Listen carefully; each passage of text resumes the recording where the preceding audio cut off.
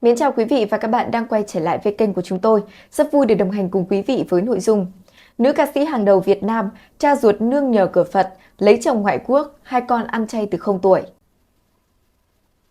Từ nhiều năm qua, Võ Hạ Trâm luôn được xem là một trong những giọng ca nội lực và bền bỉ của làng nhạc Việt.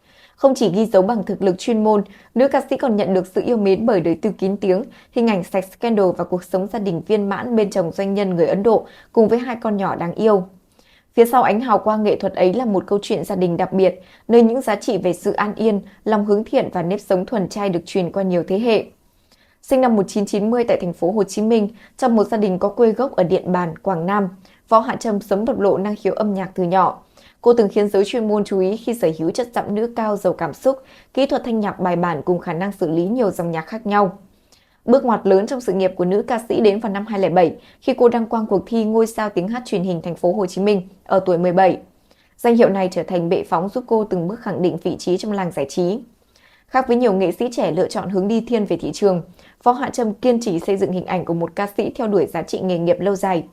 Cô không ngại thử sức với nhiều thể loại từ nhạc thính phòng, nhạc cách mạng cho đến nhạc trẻ hiện đại. Bên cạnh hoạt động biểu diễn, nữ ca sĩ còn tham gia giảng dạy thanh nhạc, truyền cảm hứng cho nhiều thế hệ học trò bằng tất cả sự nghiêm túc và tâm huyết với nghề. Không chỉ được nhắc đến bởi sự nghiệp ổn định, Võ Hạ Trâm còn khiến công chúng chú ý nhờ cuộc hôn nhân hạnh phúc với người chồng doanh nhân người Ấn Độ. Sau khi kết hôn, nữ ca sĩ thường xuyên chia sẻ những khoảnh khắc đời thường giản dị nhưng ấm áp bên gia đình nhỏ của mình. Hai con của cô, bé Moon và bé Milo, cũng nhận được nhiều tình cảm từ khán giả bởi vẻ ngoài đáng yêu và sự lanh lợi. Ít ai biết rằng phía sau của một Võ Hạ Trâm rất điềm tĩnh, nhẹ nhàng và luôn toát ra năng lượng tích cực lại là ảnh hưởng sâu sắc từ người cha đặc biệt của cô. Cha ruột nữ ca sĩ chính là người đã gieo duyên cho con gái bước vào con đường ăn chay trường từ khi cô mới 17 tuổi, thời điểm vừa bắt đầu nổi tiếng và đứng trước rất nhiều những cám dỗ của showbiz. Theo chia sẻ của Võ Hạ Trâm, cha cô là người sống hướng Phật từ rất sớm. Sau khi hoàn thành trách nhiệm với gia đình, nuôi dạy 4 cô con gái trưởng thành, ông quyết định xuất gia vào năm 2017. Kể từ đó, ông xuống tóc tu hành với pháp danh Thích Minh Đạt tại chùa Di Lặc, quận Bình Tân, thành phố Hồ Chí Minh. Điều khiến nhiều người ngưỡng mộ không chỉ là quyết định xuất gia của cha nữ ca sĩ, mà còn nằm ở cách gia đình cô đón nhận sự lựa chọn ấy với tất cả sự thấu hiểu và bình an. Trước khi bước vào con đường tu hành, ông và vợ đã đồng hành cùng nhau qua nhiều thập kỷ. Khi quyết định xuất gia được đưa ra, mẹ của Võ Hạ Trâm hoàn toàn ủng hộ chồng mình. Dù không còn sống theo hình thức hôn nhân truyền thống, cả hai vẫn duy trì sự gắn kết, cùng hướng về gia đình và trở thành chỗ dựa tinh thần cho con cháu. Trong những dịp đặc biệt của gia đình, hình ảnh cha và mẹ ruột Võ Hạ Trâm cùng xuất hiện bên nhau luôn khiến cho nhiều người xúc động.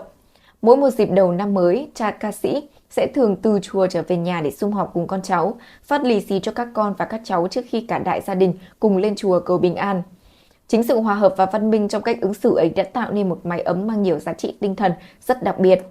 Ảnh hưởng từ người cha tu hành cũng tác động sâu sắc đến cách mà Võ Hạ Trâm xây dựng cuộc sống gia đình riêng. Nữ ca sĩ lựa chọn duy trì chế độ ăn thuần chay trong nhiều năm và truyền nếp sống này cho các con từ khi còn ở trong bụng mẹ. Trong cả hai lần mang thai bé Moon và bé Milo, cô đều áp dụng thực đơn thuần chay suốt thai kỳ với các nguồn dinh dưỡng chủ yếu từ rau củ, các loại đậu và hạt. Việc ăn chay khi mang thai từng khiến nữ ca sĩ nhận về không ít ý kiến trái chiều. Nhiều người bày tỏ sự lo ngại rằng chế độ này có thể ảnh hưởng đến sự phát triển của thai nhi. Tuy nhiên, Võ Hạ Trâm cho biết cô luôn tìm hiểu kỹ về kiến thức dinh dưỡng và tham khảo ý kiến chuyên gia để đảm bảo sức khỏe cho cả mẹ và con. Kết quả là cả hai em bé đều chào đời khỏe mạnh, phát triển tốt và sở hữu thể trạng khá nổi bật. Vừa rồi là những thông tin mới nhất được cập nhật trên kênh của chúng tôi. Cảm ơn quý vị và các bạn đã quan tâm theo dõi. Xin kính chào và hẹn gặp lại.